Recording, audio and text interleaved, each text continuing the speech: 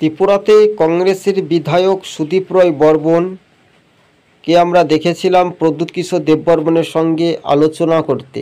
স্বরাষ্ট্রমন্ত্রীর সঙ্গেও দেখেছিলাম মহারাজাকে। এবার প্রকাশ্যেই সামাজিক মাধ্যমে দুইজনের ভিডিও ছবি কিন্তু ভাইরাল হয়েছে। দুইজনে কিন্তু হাসি মুখে। তাহলে কি আগামী নির্বাচন 2028-এ এখনও অনেকটাই দেরি রয়েছে, তাহলে কি সেই রকম ভাগ্যের চাকা কি ঘোরাতে পারবে? কখনও আমরা দেখতে পাচ্ছি মহারাজা প্রদ্যুৎ কিশোর দেববর্মা কংগ্রেসকে আক্রমণ করে, কখনো আবার দেখছি কংগ্রেসের বিধায়ক সুদীপ রায় বর্মন মোথা বিজেপি জোটকে আক্রমণ করে। কার্যত দুইজনের কিন্তু রাজনৈতিক সম্পর্কই আলাদা বলে এমনটাই রাজনৈতিক মহলের জল্পনা। তবে সূত্র মারফত খবর, এই মুহূর্তে দুইজনের ছবি ভাইরাল হয়েছে সোশ্যাল মিডিয়ায় বেশ কয়েকদিন আগেই। দিনের টিভি ইউটিউব চ্যানেলটি ভালো লাগলে সাবস্ক্রাইব করে সঙ্গে থাকুন এই মুহূর্তের বড় খবরের আপডেট।